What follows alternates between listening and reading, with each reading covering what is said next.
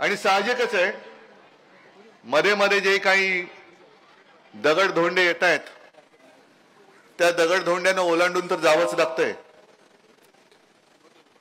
तुम्हाला भेटण्यापूर्वी मी राजनच्या मतदारसंघात होतो आणि राजनच्या मतदारसंघातून या मतदारसंघात आलोय. म्हणजे एका निष्ठावंताची पाठ थोपटायला आणि गद्दाराच्या पेकाटात लाथ मारायला आलेलो आहे. नाही 50 खोके तर घेतलेच, आता किती खोके, आगडबंब खोके म्हणजे त्याच्या इमारती होतील एवढे खोके गिळतायत. तरी थांबा जरा, तुम्ही भाषण करण्याच्या आधी थोडं मला बोलू द्या, मग तुम्ही गेल्यानंतर भाषण करा. हे सगळे उद्योग तुम्हाला माहिती आहेत, उद्योग मंत्र्यांचे उद्योग नसते उद्योग. तसं पाहिलं तर हे म्हणे बाळासाहेबांचे विचार घेऊन पुढे चाललेत. अरे तुम्ही शिवसेनेमध्ये आलातच 2014ला, म्हणजे जेव्हा बाळासाहेब होते तेव्हा तुम्ही आमच्या विरुद्ध आमच्याशी लढत होतात. लाचारी करून माझ्याकडे आलात आणि हे खरं आहे, मी त्यांना शब्द दिला होता मंत्रिपदाचा. मी माझा शब्द पाळला, पण ज्याला दिला तो शब्दाला नाही जगला, तो शब्द कमी पडला. मी तुला मंत्रिपद दिलं होतं 2014ला, मी वचन दिलं होतं. त्यावेळेला सुद्धा ते मला वाटतं म्हाडा बिडाचं काय चेअरमन पद दिलं होतं ना म्हाडाचं, म्हणजे राज्यमंत्री पदाचा दर्जा दिला होता. 19ला मी काही देण्याची काही तशी गरज नव्हती, कारण मी मंत्रिपदाचा दर्जा दिला होता. पण आम्ही बाळासाहेबांचे पुत्र, शब्दाचे पक्के. त्यांना बोलून सांगितलं की शब्द दिला होता, तुम्ही विसरला असाल, मी नाही विसरणार, मी विसरलो नाही, जा आणि मंत्रिपदाची शपथ घ्या. घेतली शपथ आणि पळाले. नाही तो त्यांचा विषय, तो त्यांचा विषय. त्या गद्दाराचं करायचं काय हे म्हटल्यानंतर तुम्ही म्हणता खाली डोकं वर पाय, पण ज्याला डोकंच नाही ते डोकं कुठलं आणि पाय कुठले हेच कळत नाही, त्याचं करायचं काय हा मोठा प्रश्न आहे.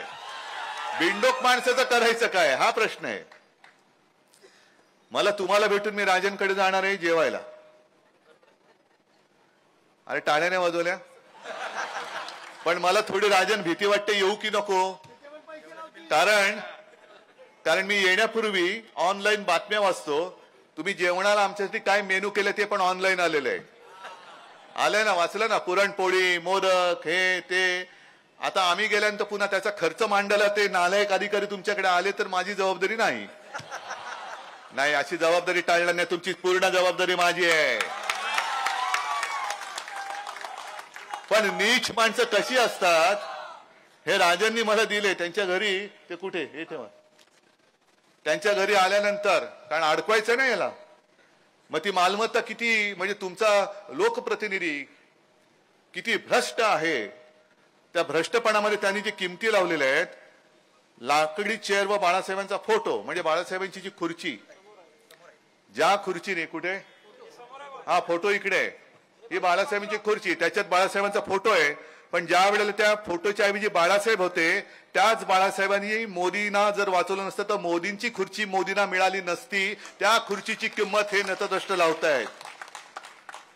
बाळासाहेबांच्या खुर्चीची किंमत मोदींना जाऊन विचारा, आणि मोदींना जर जाण असेल तर मोदी त्या खुर्चीची किंमत सांगतील, कारण त्या खुर्चीची किंमतच होऊ शकत नाही. अटलजी जेव्हा पंतप्रधान होते आणि जे काय घडलं होतं तेव्हा अटलजींनी सांगितलं होतं राजधर्म का पालन करना होगा. आठवत आहे ना.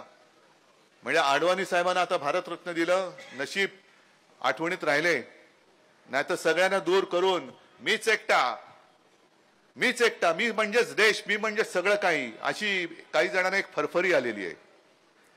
तर वाजपेयींनी तेव्हा ठरवलं होतं की राजधर्माचं पालन, म्हणजे ते जे काही घडलं होतं गुजरातमध्ये घडलं होतं किंवा घडवलं होतं ते वाजपेयींना मान्य नव्हतं आणि वाजपेयी यांना काढून फेकून द्यायला निघाले होते. तेव्हा त्याच खुर्चीत बसलेल्या शिवसेना प्रमुखांनी अडवाणींनी सांगितलं होतं की मोदी गया तो गुजरात गया. त्या खुर्चीची तुम्ही किंमत करताय. महाराजांच्या मूर्तीची किंमत 5,000 रुपये. हे महाराज, आता या अशा कितीतरी मूर्त्या आहेत, पण या एवढ्या मूर्त्या किती आहेत, कशासाठी करतोय, काय असं महाराजांमध्ये, का महाराजांचीच मूर्ती करतोय. कारण जर महाराज जन्माला आले नसते तर आपण काय आपलं झालं असतं. आणि या देशाचं नाव काय झालं असतं, मोदींना राम मंदिर बांधता आलं असतं का? राम मंदिराचं श्रेय जे कोर्टाने निकाल दिल्यामुळे करू शकलेत ते घेतायत, ते घेता आलं असतं का? म्हणजे कोणत्या दिशेने हे महाराष्ट्र नेत आहेत? महाराष्ट्राला डाग लावताय तुम्ही. जसं भास्करराव तुम्ही येताना त्या झेंडे बघितले, तसं मी एक पोस्टर पाहिलं, होर्डिंग, संकल्पपूर्तीचा आनंद आणि राम राज्याचा आरंभ. पाहिलं ना तुम्ही? म्हणजे तुम्ही माना अथवा नका मानू किंवा नुसत्या माना नका डोलू, पण एका माजी आमदारांनी ते पोस्टर लावले, संकल्पपूर्तीचा आनंद आणि रामराज्याचा आरंभ. जो रामराज्याचा आरंभ परवा भाजपच्या आमदाराने कल्याणमध्ये करून दाखवला. हे यांचं रामराज्य नाही, तुम्ही म्हणाल तसं मरा राज्य. भर पोलीस स्टेशन मध्ये भाजपचा आमदार जाऊन गोळीबार करतोय. का करावं लागला त्याला गोळीबार? म्हणजे नुसतं कमळाबाई पुढे हे असे हातबल नाही झालेले, पूर्ण संपलेत. म्हणजे आता बीजेपी म्हणजे बाहेरची जनता पार्टी असं त्याचं नाव झालेलं आहे. मी त्यांना किती नाव ठेवू? भेकड जनता पार्टी, भाकड जनता पार्टी, बाहेरची जनता पार्टी, बेडूक जनता पार्टी, भाड्याची जनता पार्टी, भ्रष्टाचारी जनता पार्टी, जुगारी जनता पार्टी. कारण ते हे यांचं रामराज्य, मकालो जाऊन जुगार खेळतायत आणि माझ्यावरती टीका करतायत. म्हणजे ह्यांचं रामराज्य हे मकावला जाऊन जुगार खेळतायत आणि ती बातमी मारून टाकायची. आता तुम्ही सांगा, जर एखाद्या शिवसैनिकांनी पोलीस स्टेशनमध्ये एखाद्या व्यक्तीच्या कानफटात मारली असती तर किती हे यांनी थैथयाट केला असता. म्हणजे देवेंद्र फडणवीसांनी तर आकांड तांडव केलं असतं. म्हणजे हे बघा गुंडागर्दी कशी चालले, पोलीस स्टेशनमध्ये मारामारी केली. अहो देवेंद्रजी आज कुठे आहेत ते कल्पना नाही, लापता आहेत आज असं मी ऐकलं. कारण त्यांना तोंडच नाही उत्तर द्यायला. स्वतःच्या पक्षाच्या आमदारावरती वेळ आली का? मी त्या गणपत गायकवाडची बाजू घेत नाही, पण त्या गायकवाडचं स्टेटमेंट आहे की त्यांच्या मुलाला भर पोलीस स्टेशनच्या आवारात धक्काबुक्की झाली म्हणून पिसाळून त्यांनी सांगितलं की बाप म्हणून मी ज्यांनी धक्काबुक्की केली त्याला गोळ्या घातल्या, मला पश्चाताप होत नाही. मग एवढी पाळी आली की तुमच्या आमदाराच्या मुलाला पोलीस स्टेशनमध्ये धक्काबुक्की होते तरी पोलीस काही करत नाही, आणि भर पोलीस स्टेशनमध्ये पोलीस काही करत नाही म्हणून भाजपच्या आमदाराला ज्यांनी धक्काबुक्की केली असं तो सांगतो त्याला गोळ्या घालावे लागतात. मग भारतीय जनता पक्ष राहिलाय कुठे? शिल्लक आहे कुठे? आज तुम्ही जे आमच्या राजन साळवीच्या घरी सगळी माणसं पाठवतायत, वायकरांच्या घरी पाठवतायत, किशोरीताईच्या पाठवतायत, सूरज चव्हाणला त्यांनी मी अटकेत टाकलेलं आहे. भ्रष्टाचार भ्रष्टाचार भ्रष्टाचार. मग ही जी काय घरामध्ये घुसवून तुम्ही आमच्या शिवाजी महाराजांची किंमत करताय, आमच्या हिंदू हृदय सम्राट शिवसेना प्रमुखांच्या किंमत करताय. एक तर सत्ता बदलू द्या, ज्यांनी ही किंमत केली त्याची किंमत आपण करून दाखवल्याशिवाय राहणार नाही.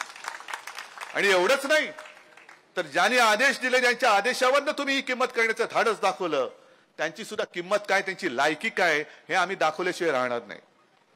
तुम्ही आम्हाला एक शिकवण देताय की सत्तेचा दुरुपयोग कसा करायचा, आम्ही करणार नाही. पण निष्कारण जर तुम्ही आम्हाला छळणार असाल तर मात्र तुम्हाला दया माया क्षमा आम्हाला दाखवता येणार नाही, अजिबात दाखवू शकत नाही. आज हे जे काही उद्योग मंत्री बसले, स्वतःचे उद्योग जोरात चालू आहेत, जोरात. थांबा ना जरा, असं करंट मध्ये मध्ये नका येऊ देऊ. असं एकदम मध्येच लोड शेडिंग होतो, मध्येच करंट येतो, असं नका करू. यांचे उद्योग जोरात सुरू आहेत. पण उद्योग मंत्री झाल्यानंतर किती उद्योग तुम्ही महाराष्ट्रामध्ये आणले? दावोसला गेला होतात, कोण कोण बरोबर होतं त्याची यादी तुम्ही खरं प्रामाणिक असाल तर प्रामाणिकपणाने यादी द्या. कोण कोण बरोबर होते? अगदी खासगी दौरा होता तरी खासगी दौऱ्याची खास तुम्हाला का सुटली होती ते सुद्धा सांगा. आणि मग कोणाबरोबर तुम्ही व्यवहार केले? व्यवहार म्हणजे करार केले तरी नशीब म्हणजे काही कंपन्या ह्या आपल्या इथल्याच होत्या, इथून तिकडे घेऊन गेले आणि तिकडे जाऊन करार केले. मी बघत होतो, कदाचित असूही शकेल लोणावळ्याच्या चिक्कीवाल्याला तिकडे जाऊन चिक्कीचं दुकान थाटू असा करार नाही केला, कारण काही करू शकतात. पण यापूर्वी जे करार आपल्या सरकारने केले होते, महाविकास आघाडीच्या सरकारने, आणि तेव्हा ज्या काही कंपन्या येत होत्या, वेदांत फॉक्सकॉन कुठे गेला? गुजरात. बल्क ड्रग पार्क कुठे गेला? टाटा एअरबस, फिल्मफेअर, क्रिकेटची मॅच, आणि जे आदित्य विचारतो तेच, हे सगळे गद्दार गुजरात. म्हणजे सगळं गुजरातला ओरबाडून नेत आहे. अरे गुजरातच्या चाकरी करणाऱ्या गद्दारांनो, तुम्हाला छत्रपती शिवाजी महाराजांचं नाव घेण्याचा अधिकार नाही. तुम्ही ज्यांची चाकरी करतायत, गुजरात बद्दल मला काही असूया नाही, गुजरात्यांबद्दल सुद्धा मला काही द्वेष नाही, पण कळत नकळत आपले माननीय पंतप्रधान गुजरात विरुद्ध देश अशी जी काही फूट पाडतायत, गुजरात आणि देशामध्ये एक भिंत उभी करतायत, ती फार घातक आहे. राम मंदिर बांधलं, अभिमानाची गोष्ट आहे, आम्हाला सुद्धा आनंद झाला. शिवसेनेने आणि शिवसेना प्रमुखांनी सुद्धा तेव्हा मोठी भूमिका बजावली होती. आणि भास्करराव तुम्ही बोलता ते बरोबर आहे, भाजपा होता कुठे? विश्व हिंदू परिषदेची लोक येते, अशोक सिंगल यायचे. म्हणजे कुठेही लढा म्हटल्यानंतर जा तुम्ही जा तुम्ही जा तुम्ही जा तुम्ही, आम्ही येतोच ना, तुमचं सगळं झालं की आम्ही फोटो काढायला येतो. म्हणजे कधी भारत बंद काही झालं, भारत बंद करायचा, महाराष्ट्र बंद करायचा, की उतरणार रस्त्यावरती शिवसैनिक, बाळासाहेबांचे शिवसैनिक उतरणार, पोलिसांच्या लाठ्या काठ्या तुरुंगवास हे बघणार, आणि हे लोक काय करणार? परीट घडीचे कपडे घालून सकाळी येणार आणि पोलिसांना सांगून येणार आम्ही इकडे येतोय, आम्हाला आल्याबरोबर पकडून आत टाका बरं, आणि गेल्याबरोबर आम्हाला चहा आणि काय बिस्किट असेल तर व्यवस्था करा. म्हणजे मग आम्ही सकाळीच 8 वाजता गेलो, पोलिसांनी तुरुंगात टाकलं आणि संध्याकाळी 5ला सोडलं आम्हाला. म्हणजे तुम्हाला कशाची काय नाही, बाहेर सगळे टाळकी फोडून घेणारे शिवसैनिक आणि आतमध्ये मजा मारणारे तुम्ही लोक, फोटो उद्या तुमचे येणार, हा असा सगळ्यांचा कारभार. आणि हे म्हणे देश वाचवणार आणि हे हिंदुत्व वाचवणार. हिंदुत्वाच्या गप्पा त्यांनी शिकवायच्या नाहीत आम्हाला, अजिबात नाही. आज सुद्धा मुसलमान समाज आमच्या बरोबर येतोय, ख्रिश्चन येतोय, सगळे येत आहेत. कारण मी वारंवार सांगतोय की आम्ही हिंदुत्ववादी आहोतच. मी सुद्धा हिंदू हृदय सम्राटांचा सुपुत्र आहे, याचा मला अभिमान आहे. आणि मातोश्रीमध्ये माझ्याकडे जे मुस्लिम बांधव येतात त्यांना मी विचारतो, अरे तुम्हाला माहित नाही मी कोण आहे? तुम्ही कुठे आलात तुम्हाला कल्पना नाही? तुम्ही हिंदू हृदय सम्राटांच्या घरी त्यांच्या मुलाला भेटायला आलात आणि तुम्ही तर मुस्लिम समाजाचे आहात. तर ते मला सांगतात की उद्धवजी, तुमचं हिंदुत्व आणि भाजपचं हिंदुत्व याच्यामध्ये फरक आता आम्हाला कळलाय. तुमचं हिंदुत्व, तुम्ही धर्माचा द्वेष करत नाही, तुम्ही देशद्रोह्यांच्या विरुद्ध आहात. देशद्रोही तो कोणी असला, मी परवा सांगितलं ना, तो जो कुरुलकर पकडला गेलेला आहे त्याच्याबद्दल भारतीय जनता पक्ष का काय बोलत नाही? संघ का बोलत नाही? कुरुलकर खरंच जर का गुन्हेगार असेल, देशद्रोही असेल, आणि त्यांनी आपली गुपितं जर पाकिस्तानला पुरवली असतील, हे सिद्ध झालं असेल, तर कुरुलकर कोणी जरी असला तरी त्याला भर चौकात फाशी द्या, हे आमचं हिंदुत्व आहे. म्हणजे आमचं हिंदुत्व, शिवसेनेचं हिंदुत्व हे घरातील चुली पेटवणार आहे, आणि भाजपचं हिंदुत्व हे धर्माच्या नावाखाली घरं पेटवणार आहे. मग तुम्ही काय असेल ते करायचंय. आज आपला कुटुंब संवाद आहे, मी मुद्दामून आलो, कारण मला जे भाग्य लाभले ते दुसऱ्या कोणाला, मिंदेला तर लाभूच शकत नाही. मिंदे सरकार आपल्या दारी म्हणतात का, अरे गद्दार आपल्या दारी आला. पण मला अभिमान एका गोष्टीचा आहे की तुम्ही सगळेजण, संपूर्ण महाराष्ट्र मला तुमच्या कुटुंबातील एक मानता. मी मुख्यमंत्री होतो नव्हतो काही त्याच्यात फरक पडत नाही. मला हे जे काही भाग्य मिळालेलं आहे ते त्या पदापेक्षा कित्येक पटीने मोठं आहे, कित्येक पटीने. आणि म्हणून पुढची निवडणूक काय करायचं मला सांगण्याची गरज नाही तुम्हाला. तुम्ही मगाशी भास्कररावने विचारल्यावरती शब्द दिलेला आहे, दिलात ना? नक्की. इकडे एक तर आपला लोकसभा आपल्याकडे राखलाच पाहिजे, पण गद्दार जर संपवायचा असेल, गद्दारी संपवायची असेल, तर जो उमेदवार शिवसेना तुम्हाला देईल, म्हणजे आपली शिवसेना, दुसरी शिवसेना नाही. कारण मी परवाच्या सभेत बोललोय, निवडणूक चिन्ह देण्याचा अधिकार हा निवडणूक आयोगाला आहे, पण पक्षाचं नाव देण्याचा अधिकार निवडणूक आयुक्ताला नाही, तो मी देणार नाही. माझ्या पक्षाचं नाव हे माझ्या वडिलांनी आणि माझ्या आजोबांनी जे शिवसेना दिलंय हे बदलण्याचा अधिकार निवडणूक आयुक्ताला नाही. आणि जर तो त्यांनी केला तर आम्ही निवडणूक आयुक्ताला सुद्धा धोंड्या म्हणू. ए धोंड्या, तो म्हणारे माझं नाव अमुक आहे, आजपासून आम्ही तुमचं नाव बदलतो, कारण देशात लोकशाही आहे, जनतेचं न्यायालय म्हणून आम्ही तुझं नाव बदलतोय. आजपासून निवडणूक आयुक्ताचं नाव धोंड्या. ए धोंड्या, चालेल? पण हे काम निवडणूक आयुक्ताला आम्ही नाही करू देणार. आमच्या शिवसेनेचं नाव कोणी तुमच्या किती पिढ्या आल्या तरी आम्ही बदलायला देणार नाही. आणि मी पत्रकारांना सांगतोय की जी काही गुंडागर्दी सुरू आहे, शिवसेनेच्या गुंडावरती हल्ला, शिवसेनेत गुंड नाहीत, शिवसेनेमध्ये सैनिक आहेत. ही गुंडागर्दी करणारी माणसं ही मिंद्यांचे सैनिक असतील, मिंदे सेना म्हणून, मिंदे सैनिक, मिंदा सैनिक मिंदा असूच शकत नाही. पण हे सगळे गुंड, पुंड आणि शंड हे मिंदेसोबत आहेत. आमच्याकडे सगळे मर्द आहेत.